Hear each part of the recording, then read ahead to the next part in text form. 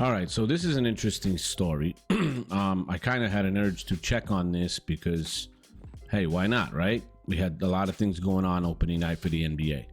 So as we know, the first game of the opening night on the during the NBA first day of the season was the Oklahoma City Thunder playing the Houston Rockets. So we watched that game. In the halftime of that game, of course, we had Michael Jordan. It was a 3 to 5 minute back and forth conversation, pre-recorded. This was not live, but it was interesting. And it was very short. It was an introduction of what's going to be happening in other games. We don't know how often yet or whatever. But I wanted to check what the actual ratings were for the opening night compared to previous seasons.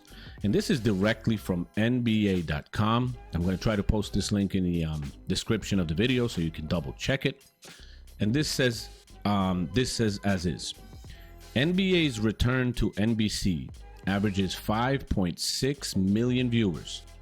Most watched October opening night. Listen to this. In 15 years. In 15 years. Huh? My literal question is this. Who the hell still needs LeBron James?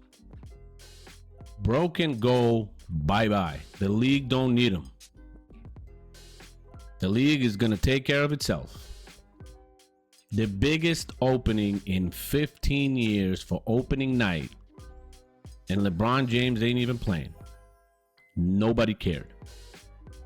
Nobody. This is interesting. So let me just read a paragraph or two from this article in case you don't want to check it out yourself. So it says this. The NBA's return to NBC with a doubleheader on Tuesday night averaged 5.6 million viewers, the most watched October opening night in 15 years, according to Nielsen Big Data Plus panel measurements and digital data from Adobe Analytics. It was also an 87% increase. 87% increase over the 3 million that watched on TNT Sports last year. The first game between the defending champion Oklahoma City Thunder and Houston Rockets averaged 5.85 million viewers. So this is higher than the night's average. I bet you it had something to do with Michael Jordan. with 5.85 million viewers on NBC and Peacock. And then it says the audience for the Thunder 125-124 double overtime win peaked at 7.1 million for the second overtime period.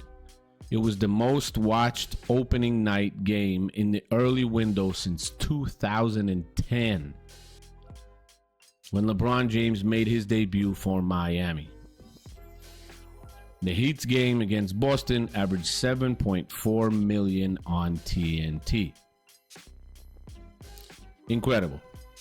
The Rockets Thunder game saw a 95% jump over last year's opener between the Celtics and the New York Knicks.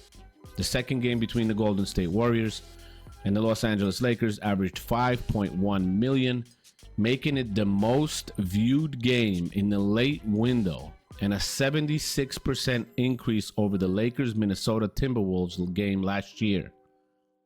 So even the Lakers had a record night. A huge 76% increase in viewership without LeBron James. That's all I'm going to say. It's time for this dude to go. Nobody need him. Nobody want him anymore. I'm dead serious. Another thing says, according to Nielsen, NBC won the night in prime time among adults 18 to 49 across all networks. NBC will air games on Tuesday nights and then also on Sunday nights, beginning on February as part of its 11-year rights deal. Tuesday was the network's first NBA game since 2002 NBA Finals between the Nets and the Lakers. So this is big information. This is big information. This definitely had something to do with Michael Jordan being there at halftime. But even Michael Jordan being there at halftime and that topping out at 7.1 million, and he's not even playing. He spoke for 3 minutes. He spoke for 3 freaking minutes. But it wasn't only him drawing that attention. 7.1 million viewers. And after that game, we still had the Lakers with Luka Doncic and LeBron James not even playing. And they had a 76% increase without LeBron on the court. Without him. The NBA will be perfectly fine without LeBron James in the league.